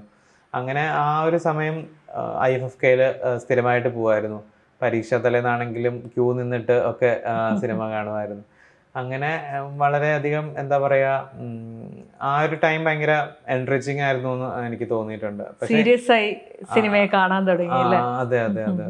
പിന്നെ അത് കഴിഞ്ഞിട്ട് അപ്പം ഡിഗ്രി കംപ്ലീറ്റ് ചെയ്യുക, ഇൻസ്റ്റിറ്റ്യൂട്ടിൽ അപ്ലൈ ചെയ്യുക എന്നുള്ളത് തന്നെയായിരുന്നു ആഗ്രഹം. അങ്ങനെയാണ് ചെയ്തത്. പക്ഷെ ആദ്യത്തെ തവണ അപ്ലൈ ചെയ്തപ്പോൾ കിട്ടിയില്ല. അപ്പോൾ കുറച്ച് നിരാശയൊക്കെ ഉണ്ടായിരുന്നു. പിന്നെ പറഞ്ഞ പോലെ ഞാൻ ഇവിടെ 2 മാത്രമേ അപ്ലൈ ചെയ്തുള്ളായിരുന്നു. അത് കാരണം വേറെ അടുത്തും പോകാനും പറ്റില്ല. ഒരു വർഷം അങ്ങനെ വെറുതെ പോയി. അടുത്ത വർഷത്തേക്കുള്ള പ്രിപ്പയർ ചെയ്തും അങ്ങനെയൊക്കെ ഒരു വർഷം വെറുതെ പോയി. പിന്നെ 2ാമത്തെ വർഷം അപ്ലൈ ചെയ്തപ്പോഴാണ് കിട്ടിയത്. അപ്പം ഇൻസ്റ്റിറ്റ്യൂട്ടിൻ്റെ അഡ്മിഷൻ SRFT അഡ്മിഷൻ കുറച്ച് താമസിച്ചിട്ടായിരുന്നു. അങ്ങനെ 2010 ആണ് ഞാൻ ഇൻസ്റ്റിറ്റ്യൂട്ടിൽ ജോയിൻ ചെയ്യുന്നത്. പിന്നെ അവിടെയും ഈ പറഞ്ഞ പോലെ ഒരുപാട് സിനിമകളുടെ അകത്താണ് നമ്മൾ ജീവിക്കുന്നത്. കാരണം നമുക്ക് രാവിലത്തെ ക്ലാസ് ഉണ്ടാകും, ക്ലാസ് എല്ലാം സിനിമകളെ പറ്റി, വൈകുന്നേരം സ്ക്രീനിങ് ഉണ്ടാകും, നമുക്ക് രാത്രി വേണമെങ്കിൽ അവിടെ ഒരു DVD റൂം ഉണ്ട്, അവിടെ വീണ്ടും സിനിമ കാണാം, ഒരു നല്ല ലൈബ്രറി ഉണ്ട്. അപ്പോൾ അത് ഭയങ്കര ഒരു ഈ സിനിമാ പഠനത്തിലെ ഏറ്റവും best time of my life എന്ന് പറയുന്ന ഒരു സമയമാണ് ഇൻസ്റ്റിറ്റ്യൂട്ടിലെ, പ്രത്യേകിച്ച് ഒരു ഫസ്റ്റ് ഇയർ സെക്കൻഡ് ഇയർ ഒക്കെ സമയം. പിന്നെ ഒരുപാട് ഫെസിലിറ്റീസ് ഉണ്ട് അവിടെ. സ്റ്റുഡൻസ് കുറവായിരുന്നത് കാരണം ഫെസിലിറ്റീസ് ഒരുപാട് ഉണ്ടായിരുന്നു. അപ്പോൾ എല്ലാം നമുക്ക് ഈസിലി അവൈലബിൾ ആണ്, ക്യാമറ ആണെങ്കിലും എക്യുപ്മെൻറ്റ്സ് ആണെങ്കിലും ഒക്കെ, എഡിറ്റിംഗ് സ്യൂട്ട് ഒക്കെ ആണെങ്കിലും. അപ്പം അതൊക്കെ നമ്മൾ മാക്സിമം ഉപയോഗിച്ചിട്ടുണ്ട്. പിന്നെ അവിടെ എൻ്റെ ബാച്ചിൽ 2 ഡയറക്ഷൻ സ്റ്റുഡൻസ് ഷോർട്ടായിരുന്നു. അപ്പം എല്ലാവർക്കും ഒരു ഷോർട്ട് ഫിലിം, ഒരു മ്യൂസിക് വീഡിയോ അങ്ങനെയൊക്കെയാണ് പ്രോജക്റ്റ് കിട്ടിയത്. പക്ഷേ ഷോർട്ട് ആയത് കാരണം ഞാൻ 2 ഷോർട്ട് ഫിലിം ചെയ്തു, 2 മ്യൂസിക് വീഡിയോ ചെയ്തു. അപ്പം അതൊക്കെ എനിക്ക് ഭയങ്കര നല്ലൊരു എക്സ്പീരിയൻസ് ആയിട്ടാണ് തോന്നിയിട്ടുള്ളത്. ഈ കമ്മീഷണർ പോലെയുള്ള സിനിമയൊക്കെ കണ്ട് എക്സൈറ്റഡ് ആയിട്ടുള്ള ഒരാളാണ്. പക്ഷേ അവസാനം വന്ന് ഒരു സിനിമ ചെയ്തപ്പം, സീരിയസ് ആയ ഒരു സിനിമ ചെയ്തപ്പം അതിൽ നിന്നൊക്കെ മാറിയിട്ടുള്ളൊരു കഥയിലേക്കാണ് എത്തിയത്. ഇപ്പോഴും ആ ഒരു എക്സൈറ്റ്മെൻ്റ് ഉള്ളിലുണ്ടോ അത്തരം സിനിമകളോടുള്ള? അതോ ഈ പറഞ്ഞ ഇൻസ്റ്റിറ്റ്യൂട്ടിലെ പഠനം കൊണ്ടൊക്കെ സിനിമയെ കുറച്ചുകൂടെ ഗൗരവമായി കണ്ടതുകൊണ്ടാണോ ഇങ്ങനെ ഉള്ളൊഴുക്കിലേക്കൊക്കെ എത്തി നിൽക്കുന്നത്? നമ്മൾ ഇൻസ്റ്റിറ്റ്യൂട്ടിൽ പോയപ്പോൾ നമ്മളുടെ ഒരു ചിന്താഗതി സിനിമയെ പറ്റി വേറെ ആയിരുന്നു. ആ സമയത്ത് നമ്മളിവിടെ അടൂരിനെയും അരവിന്ദനെയും ഒക്കെ ഭയങ്കരമായിട്ട് ആരാധിച്ച്, അല്ലെങ്കിൽ റേയും ഘട്ടക്കിനെയും ഒക്കെ ആരാധിച്ചിട്ടാണ് നമ്മൾ ഇൻസ്റ്റിറ്റ്യൂട്ടിൽ പോകുന്നത്. അവിടെ വേറെ തരത്തിലൊരു പഠനമാണ്, കുറച്ചുകൂടെ അക്കാഡമിക് ആയിട്ടുള്ളൊരു പഠനമാണ്. അപ്പോഴും നമ്മൾ ഇങ്ങനത്തെയൊക്കെയുള്ള സിനിമകൾ ആയിരുന്നു നമ്മുടെ ഒരു ഇൻസ്പിറേഷൻ എന്ന് പറയുന്നത് ആ സമയത്ത്. പക്ഷേ ഇൻസ്റ്റിറ്റ്യൂട്ടിലെ പഠനം സമയത്ത് ഈ പറഞ്ഞ പോലെ നമ്മളും ഒരു സ്ഥലത്ത് നിൽക്കുമല്ലോ, നമ്മുടെ ഒരു സിനിമയെ എന്താണെന്നുള്ളൊരു വിഷനിൽ നമ്മളും ട്രാവൽ ചെയ്യുകയാണ്. അപ്പം നമ്മുടെ സിനിമാ കാഴ്ചപ്പാടുകൾ മാറി. അപ്പോൾ ഞാൻ ഇന്ന് എത്തി നിൽക്കുമ്പോൾ എനിക്ക് വീണ്ടും ഒരു ഉള്ളൊഴുക്ക് പോലുള്ളൊരു സിനിമ ചെയ്യാൻ താല്പര്യമില്ല. ഇനിയും ചെയ്യുമ്പോൾ എനിക്ക് ഇതിൽ നിന്ന് വ്യത്യസ്തമായിട്ടുള്ള സിനിമകൾ ചെയ്യാനാണ് ആഗ്രഹം. അപ്പം കമ്മീഷണർ പോലുള്ള സിനിമ അല്ലെങ്കിൽ മാസ് ആക്ഷൻ പടങ്ങളൊക്കെ ചെയ്യാൻ വളരെയധികം ആഗ്രഹം ഉണ്ട്. അപ്പം അങ്ങനത്തെ ഇതിൽ നിന്നും ഇപ്പോൾ ചെയ്തതിൽ നിന്നൊക്കെ വ്യത്യസ്തമായിട്ടുള്ള വർക്കുകൾ ചെയ്യാനാണ് എനിക്ക് ഇഷ്ടം. പിന്നെ എനിക്ക് larger than life mellow dramas ഇഷ്ടമാണ്. വളരെ ലാർജ് സ്കെയിൽ മൗണ്ട് ചെയ്യാൻ പറ്റുന്ന പ്രോജക്ട്സ് ഇഷ്ടമാണ്. അപ്പോൾ അങ്ങനെയൊക്കെ ചെയ്യണം എന്നാണ് എനിക്ക് ആഗ്രഹം. പിന്നെ സീരീസുകൾ എനിക്കിഷ്ടമാണ്. സീരീസിനകത്ത് കുറച്ചുകൂടി ക്യാരക്ടേഴ്സിനെ എക്സ്പ്ലോർ ചെയ്യാൻ പറ്റും. നമുക്ക് സിനിമയിൽ പറയാൻ പറ്റാത്ത പല കഥകളും പല കാര്യങ്ങളും സീരീസിലൂടെ പറയാൻ പറ്റും. അപ്പം സീരീസിൻ്റെ സ്പേസ് എക്സ്പ്ലോർ ചെയ്യണം എന്ന് വളരെയധികം ആഗ്രഹമുണ്ട്. പിന്നെ ഒരു ഡ്രീം എന്നൊക്കെ ചോദിച്ചു കഴിഞ്ഞാൽ ഇപ്പം പറയാൻ പറ്റുക എന്താണ്, ഒരു ബ്രേക്ക് ഔട്ട് ചെയ്യുന്ന ഒരു series, I mean like world over break out ചെയ്യുന്ന ഒരു സീരീസ് ഒക്കെ, ഇപ്പോൾ സ്ക്വിഡ് ഗെയിം ഒക്കെ പോലെ ബ്രേക്ക് ഔട്ട് ചെയ്യുന്ന ഒരു സീരീസ് ഒക്കെ ചെയ്യാൻ ആഗ്രഹമുണ്ട്.